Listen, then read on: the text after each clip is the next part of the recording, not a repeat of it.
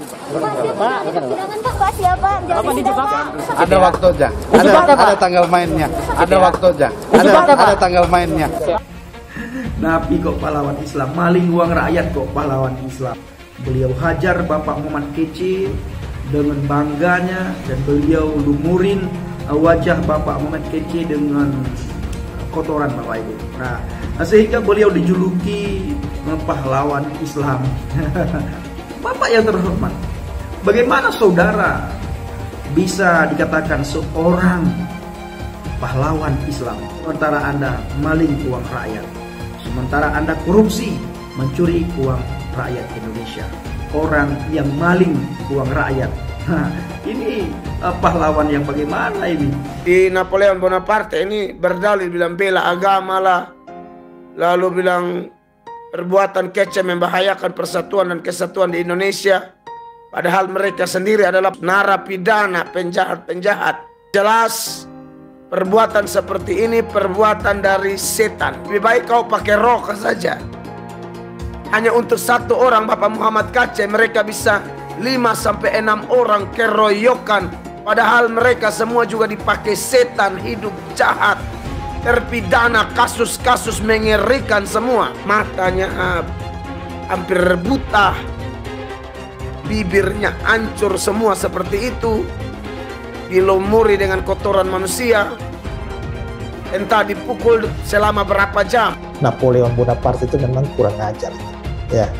Harusnya keadilan itu diberikan melalui lembaga pengadilan, bukan oleh perorangan semacam itu yang akhirnya bahkan justru menjadi tidak adil. Di mana Napi sebagai tersangka itu terungkap juga bahwa memang setelah melumuri kemudian wajah atau kepala daripada korban ini dipukul oleh NB dan dibenturkan ke dinding di belakang yang kebetulan ada di belakang korban. Nah, melihat bahwa NB sudah melakukan itu dan mereka menganggap bahwa tersangka NB ini adalah perwira tinggi Polri, mereka menganggap apa yang mereka lakukan terhadap korban MK dengan melakukan pemukulan itu akan aman-aman saja. Baik. Oleh karena itu mereka ikut melakukan pemukulan. Telah ditetapkan tersangka terhadap kasus penganiayaan dan pengeroyokan terhadap saudara MK.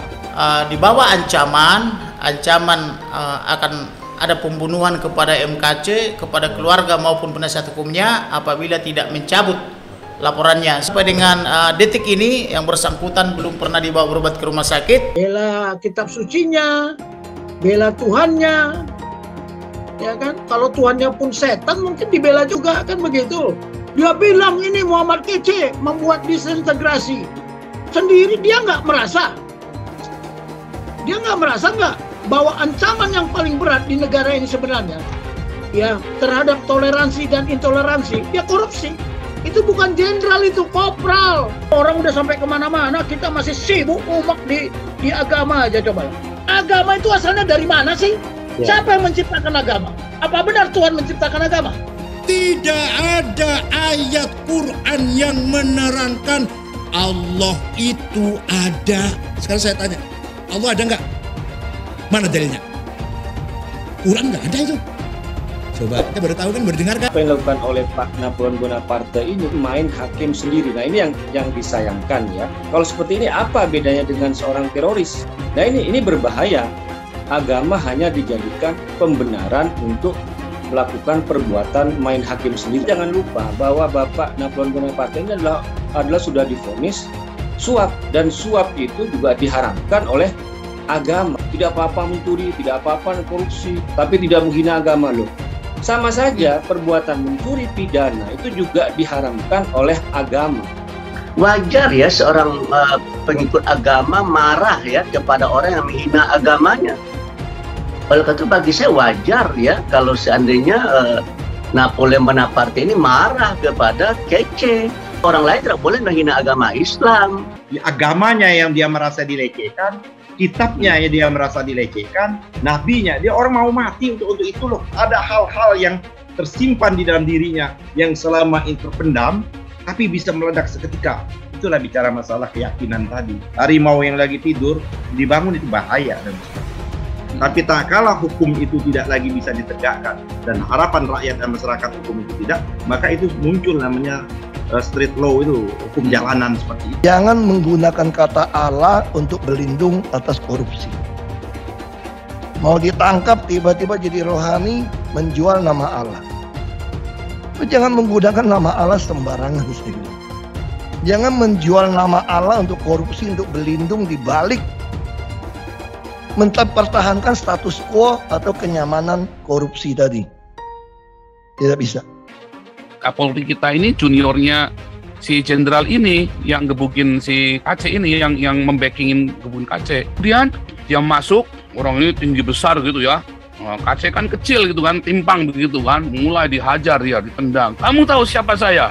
Disodorin surat, ya diinterogasi sama dia, tidak akan melaporkan karena laporan nanti ada konsekuensinya segala macam itulah. Surat itu dibawa lagi. Nah, itu kan aneh, itu kan itu sudah benar-benar terencana surat itu kan, surat pernyataannya KC itu kan. Habis dihajar begitu, wah KC-nya udah ampun-ampun, bayangin itu orang kena gula, pincang gitu ya, udah timpang begitu, kena gula, dihajar habis-habisan, badannya kurus lagi si KC kan, Anda tahu sendiri itu si KC, orangnya kecil begitu. Disiram air, dihajar lagi, bangun dihajar lagi. Wah, ngeri saudara itu. Jangan di ini Pak, nggak boleh Pak sama keluarga. Oh nggak bisa, ini bisa dibunuh si KC ini. Bisa dibunuh, kalau kita diam bisa dibunuh. Justru kalau kita teriak, kalau sampai KC mati, kita sudah tahu nih siapa yang bunuh dia nih.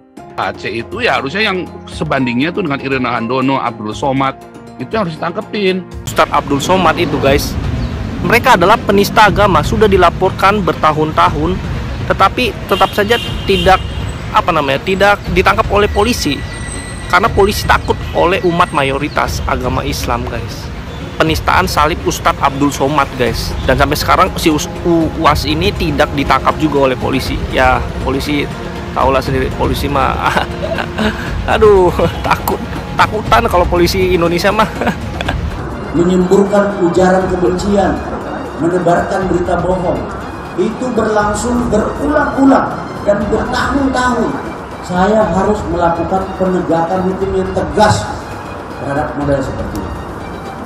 Tidak ada gigi mundur, maju terus. Pak Ustadz Abdul Somad, ada apa dengan Anda? Kok kelihatannya begitu membenci kekristenan atau sangat tidak suka dengan orang Kristen? Pak Ustadz Abdul Somad, coba Anda bayangkan seandainya hal yang sama terjadi kepada agama Anda. Seandainya ada orang Kristen atau pemimpin Kristen yang mengucapkan penistaan model seperti itu terhadap agama Anda, apa yang terjadi? Pasti berujung dengan penjara, bukan? Pasti akan didemo berjilid-jilid. Kalimat-kalimat dari Ustadz Abdul Somad ini jelas adalah satu omongan yang layak disebut sebagai penistaan agama. Ustadz Abdul Somad, kalau mau diperkarain, perkarain! Kalau mau dilaporin, laporin! Kita ngomong begitu sah-sah saja, nggak ada salahnya. Nggak boleh bilang kafir, Allah yang bilang kok. Jadi apabila Abdul Somad yang menghina salibnya orang Kristen tidak mau meminta maaf, karena dari isi ceramah kau itu menimbulkan keributan antar umat beragama. Memangnya kau pernah lihat itu jin disalib? Hah? Dan mereka merasa marah dan tersinggung karena mereka merasa kau melecehkan agama mereka, salib mereka. Walaupun kau pernah lihat ada jin atau tuyul, ada apapun di salib, gak usah kau omongin. Mungkin aja Somad ya. Apabila ada orang non-muslim mengatakan di tasbih itu ada tuyul, kuntilanak atau genderuwo, marah gak kau? Ingat loh, nanti di neraka itu justru banyak yang muslim yang masuk neraka. Agama musuh besar Pancasila. Indonesia itu harus memisahkan antara agama dan negara. Agama dan negara kalau dicampur aduk, maka dua-duanya akan mundur. Kalau negara ingin maju harus dipisahkan dari agama. Mana lebih bagus Pancasila sama Al-Quran? Gitu kan? Sekarang saya mau tanya nih semua. Yang berjuang di abad 20 itu Nabi yang mulia Muhammad Apa Insinyur Soekarno untuk kemerdekaan? Saya mau minta jawaban. Di abad 20 yang berjuang untuk kemerdekaan itu Nabi yang mulia Muhammad atau Insinyur Soekarno? Ayo jawab, nggak ada yang berani. Harusnya orang Kristen tuntut secara hukum supaya kita debat di depan hakim, kan begitu? Kalau melawan Kristen itu jangan pakai argumen jujur, jangan pakai referensi jujur. Saya tidak akan menyanggah pakai Al-Quran. Saya juga Islamkan orang nggak pernah pakai Al-Quran. Saya juga Islamkan orang nggak pernah pakai Al-Quran. Saya juga Islamkan orang nggak pernah pakai Al-Quran. Saya mematahkan argumen Anda, mengalahkan Anda dengan kitab Anda sendiri. Stop ini, stop. Ustadz Yahya Walone, maka dia lebih dulu masuk surga daripada Abdul Somad. Ustadz Yahya Walone itu bersih sebersih-bersihnya, diulang dari nol, tak ada dosanya sama sekali. Sedangkan Abdul Somad ini lapendos, lelaki penuh dosa. Ini negara ini bukan milik Jokowi dan Prabowo. Ya, 2024 milik Anies Baswedan. Wakilnya siapa? Ustadz Abdul Somad. Orang yang dipakai oleh Allah di zaman para nabi, model-modelnya seperti saya dan Ustaz Somad. Ini satu pasangan ideal, kakak beradik. Ganggu adik saya, pasti saya naik hitam itu, naik darah. Bersama ini saya ingin memberikan apresiasi sebesar-besarnya buat bapak-bapak aparat penegak hukum, buat bapak-bapak kepolisian yang telah berhasil menangkap Muhammad KC. Bravo kepolisian, semoga berikutnya tidak hanya penista agama Islam saja yang diproses, tapi penista agama non-Islam juga bisa diproses, sehingga bisa memberikan rasa keadilan bagi umat non-Islam. Bib, Ade, iki lagi rame iki, Bib. Apaan? Ada yang ngomong katanya di dalam salib itu ada jin kafir, Bib. Apa benar di Al-Quran ada seperti itu? Tidak ada. Terus dia ngolok-ngolok lagi simbol Tuhan agama lain sampai dibikin kepalanya ke kanan apa ke kiri. Apa boleh di Al-Quran seperti itu? Tidak boleh. Dia ngomong lagi, Bib, katanya jin kafir itu manggil lo, haleluya. Apa boleh di Al-Quran seperti itu, Bib? Tidak boleh, ya Allah, tidak boleh. Terus kenapa dia masih bikin kayak gitu, Bib? Saya bukan mengatakan Bible Kristen fiksi. Bible Kristen itu palsu. Biar jenderal 100 bintang. Kalau kafir kau ke neraka. Tidak ada urusan. Kepenuhan Roh Kudus. Roh Kudus. Lapor lagi Roh Kudus. Lapor Yahya Waloni bilang Roh Kudus. Lapor. Dongeng tambah tahyul sama dengan omong kosong. Makanya di situ judulnya Matius, Markus, Lukas, Stefanus, Tetanus, Spiritus, Captikus. Pernah tak Ahok itu kerasukan setan? Tidak, setannya juga. Karena sesama setan dilarang saling menggoda. Setan. Karena di salib itu ada jin kafir. Haleluya. Kepalanya ke kiri apa ke kanan? Ada yang ingat kan? Nah itu ada jin di dalamnya. Tetap percaya salib itu lambang mulia, bukan jin. Kok ketawa? Aku nggak nyindir siapa-siapa loh. Tidak benar, saya ulangi, tidak benar bahwa Nabi Muhammad sudah dapat jaminan surga. Tidak ada ayatnya Muhammad masuk surga. Muhammad sendiri dikerumuni jin. Ada ayatnya Muhammad dikerumuni jin. Muhammad itu dekat dengan jin. Pokoknya saya bongkar budal badil. Kitab karangan manusia, kitab dongeng Arab kita bongkar. Ayo nyadar bangsa Indonesia. Nyadar ya, tidak ada apa-apanya Muhammad bin Abdullah itu. Katanya Muhammad itu utusan Allah. Tapi kenapa tidak satupun wahyu yang turun kepada Muhammad?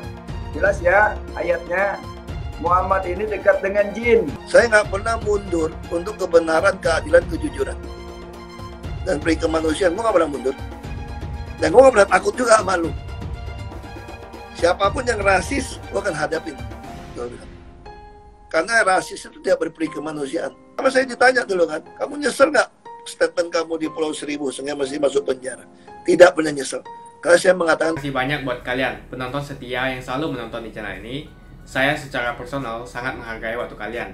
Dan saya sudah menganggap kalian sebagai family karena kalian selalu support di channel ini.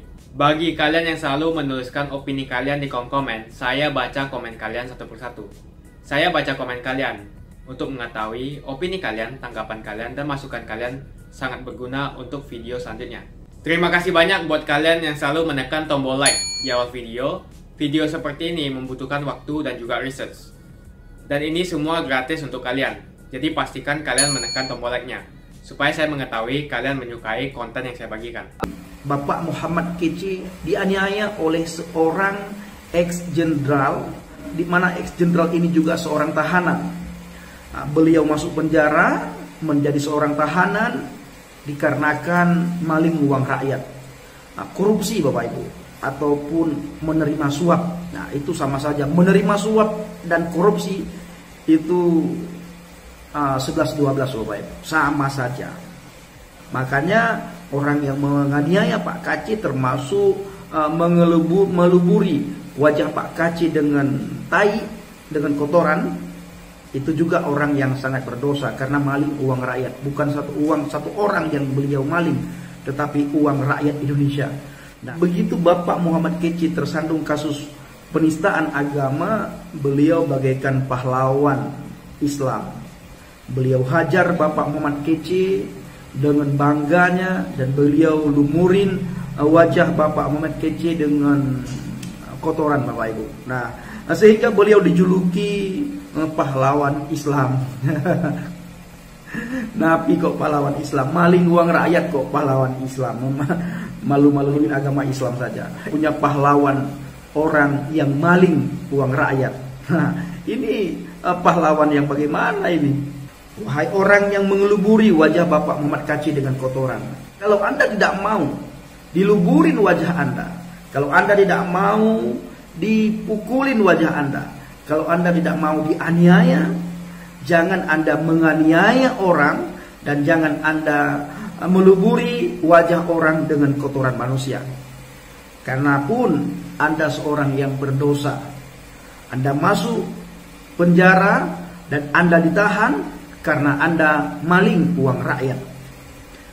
Maka sekali lagi, wahai Bapak yang terhormat, Anda seorang tahanan yang mencuri uang rakyat, janganlah menghakimi orang lain, karena Anda akan dihakimi, dan ukuran yang Anda pakai untuk mengukur orang lain akan diukurkan kepadamu. Sebagaimana Anda tidak mau diluburi wajah Anda dengan kotoran, sebagaimana Anda tidak mau dianiaya karena Anda maling uang rakyat, begitu juga wahai Bapak yang terhormat, jangan Anda menghakimi orang lain, jangan Anda menganiaya orang lain, jangan Anda meluburi wajah orang lain dengan kotoran, apalagi sesama tahanan. Lalu ketika Anda melakukan penganiayaan, Anda meluburi wajah Bapak Muhammad Kece dengan kotoran, Anda sangat bangga karena saat ini Anda dijuluki sebagai pahlawan Islam. Bapak yang terhormat, saudara cepat berkata bahwa Bapak Muhammad Kece menistakan agama Islam.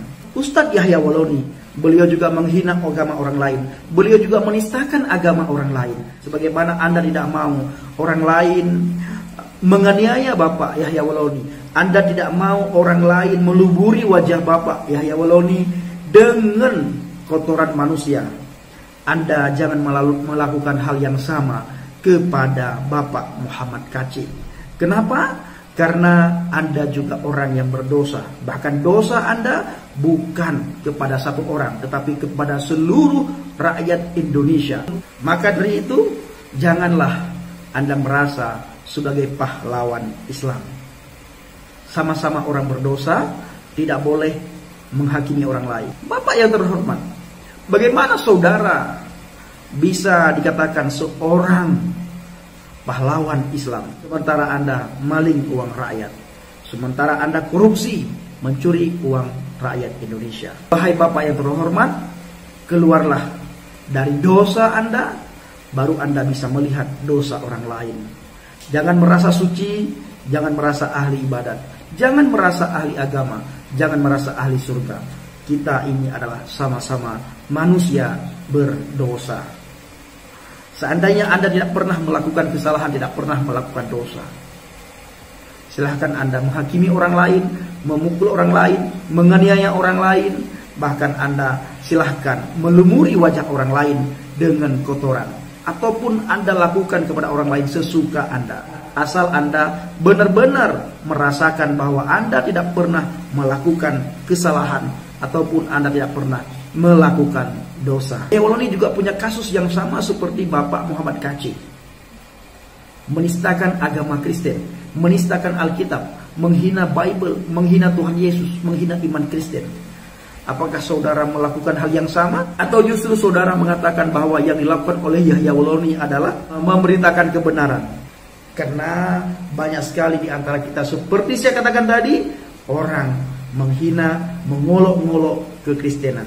Secara otomatis mereka juga mengolok-ngolok Yesus. Sama-sama orang berdosa, tidak boleh menganiaya orang lain, tidak boleh melumuri wajah orang lain dengan kotoran manusia. Ketika menganiaya orang lain, ketika melumuri wajah orang lain dengan kotoran manusia dan merasa bahwa orang tersebut tidak pernah melakukan dosa, tidak pernah melakukan kesalahan, orang tersebut juga di dalam adalah maling uang rakyat, maka ketahuilah Bapak Ibu yang dikasihi Tuhan dan yang saya kasih, orang itu lagi melumuri wajahnya dengan kotoran dia sendiri.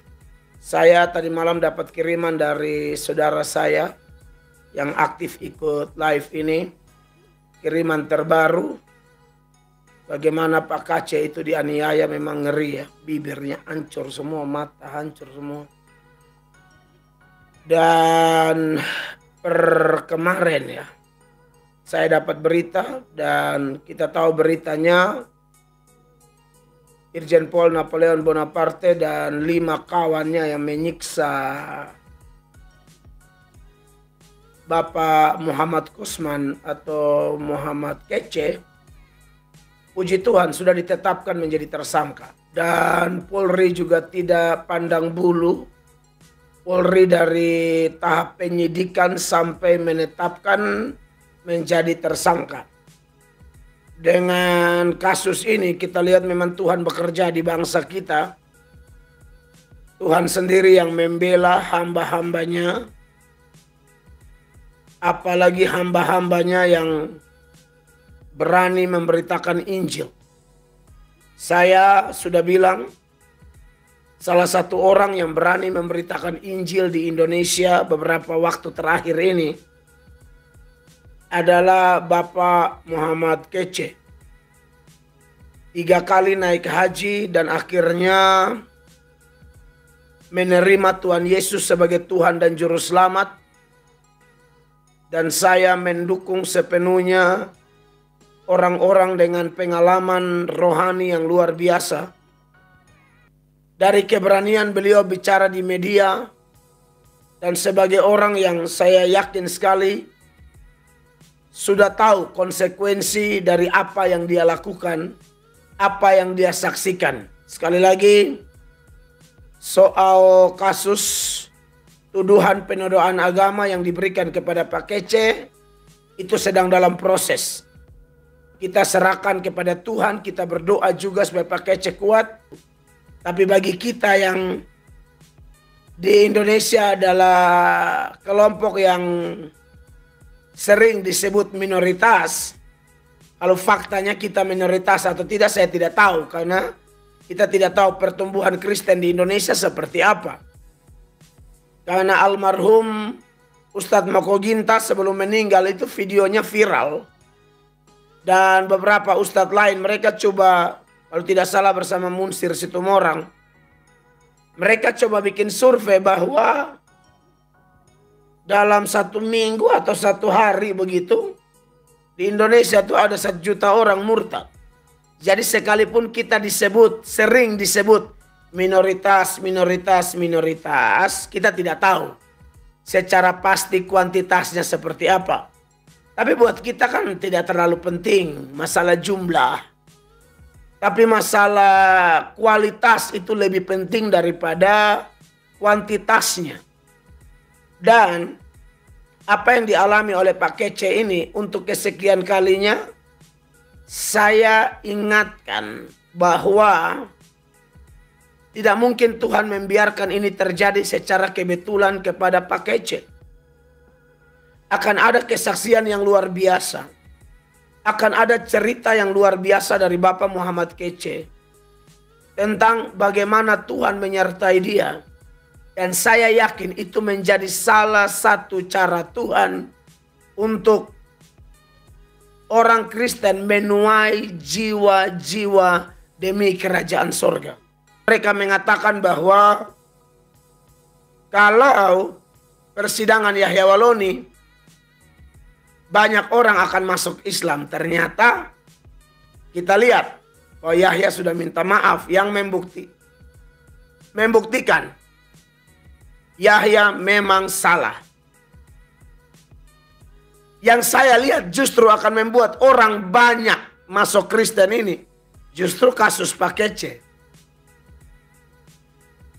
Bagaimana tidak? Saya sendiri melihat, nonton, mendapatkan informasi. Bahkan YouTuber Islam sekalipun mengecam apa yang dilakukan oleh Napoleon Bonaparte dan kawan-kawan. Tambah jijik dengan Napoleon Bonaparte dan kawan-kawan ini. Saya bilang, saya jijik. Kenapa saya jijik?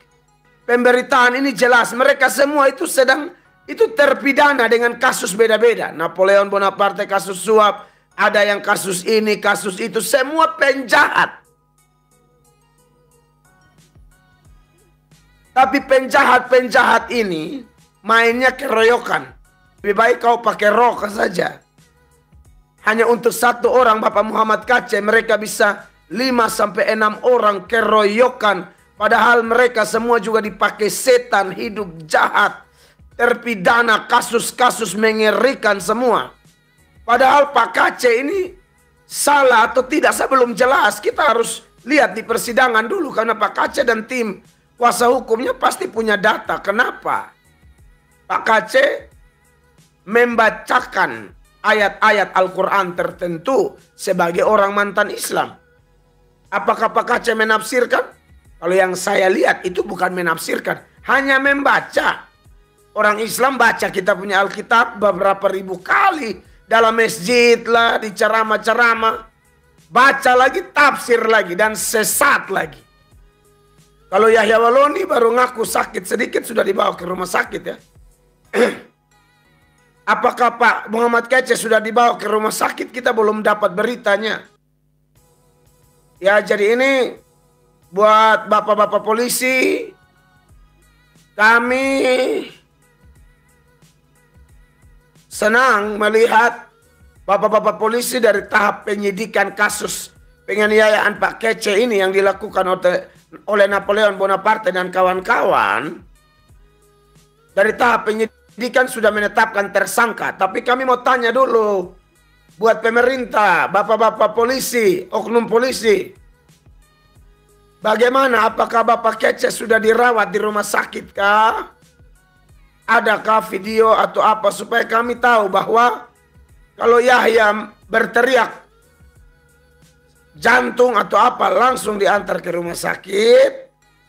Bagaimana dengan saudara seiman kami Pak Kece? Pak Kece itu aduh mukanya hancur sekali. Saudara, bagaimana mungkin Tuhan Yesus membiarkan hamba-hambanya menderita seperti itu? Makanya saya sudah bilang, Napoleon Bonaparte bersama teman-temannya mereka tidak akan lolos dari hukuman. Ya, baik di dunia ini maupun di akhirat. Dalam sebuah video, dia bilang sekalipun harus mati, dia tetap beriman kepada Tuhan Yesus Kristus.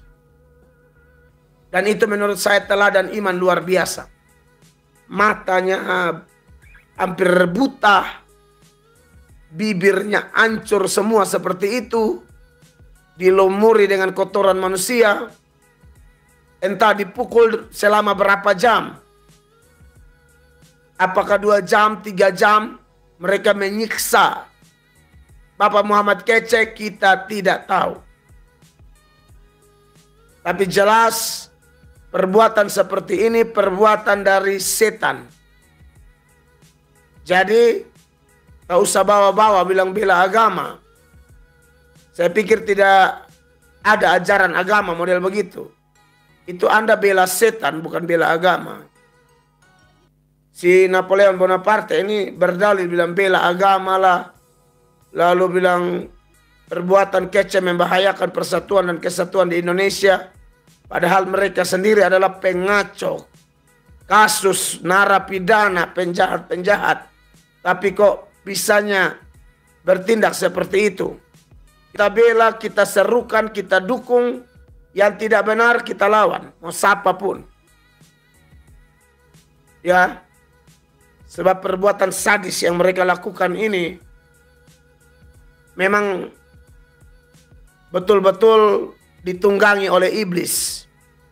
Makasih banyak buat kalian yang nggak skip dan nonton video ini sampai habis. Saya secara personal sangat menghargai waktu kalian.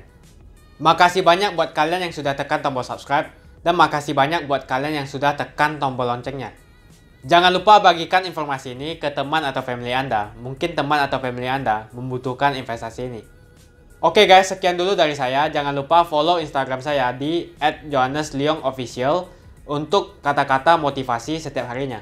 Bagi kalian yang termotivasi nonton video ini, ayo like video ini dan subscribe di channel ini. Dan buat kalian yang sudah subscribe di channel ini, jangan lupa tekan tombol loncengnya, supaya kalian mendapatkan notifikasi setiap kali saya upload video. Hai teman-teman, kalian sudah membuka akun untuk melakukan investasi atau trading?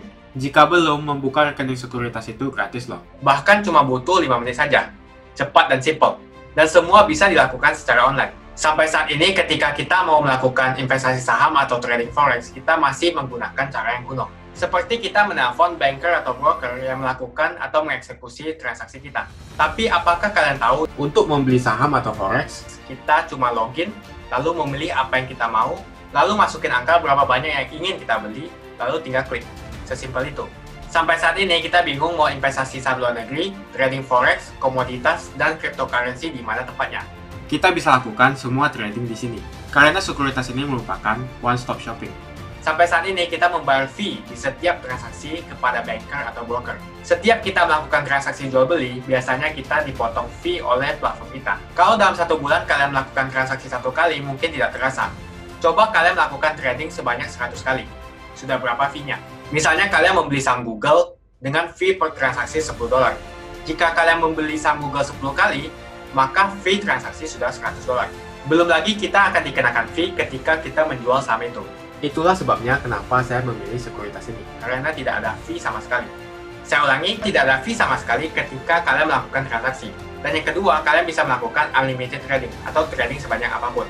Ya, kalian bisa melakukan trading 10 kali, 100 kali, 1000 kali dalam sehari tanpa dikenakan fee. Jadi berapa banyak uang yang kita hemat dari fee saja. Mau beli saham Apple, harga 1 unitnya $134.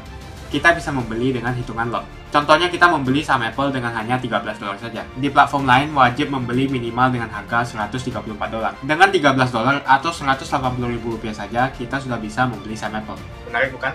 Jadi apa yang kalian tunggu? Mendingan kalian cobain sendiri aja deh. Tutorial bisa kalian cek di kolom deskripsi dan kalian harus menggunakan link di kolom deskripsi untuk mendapatkan welcome bonus. Jika tidak, maka tidak akan mendapatkan bonus. Bukan cuma itu, kalian akan dapatkan kelas trading gratis yang nilainya Rp3 juta jika kalian deposit di bulan ini.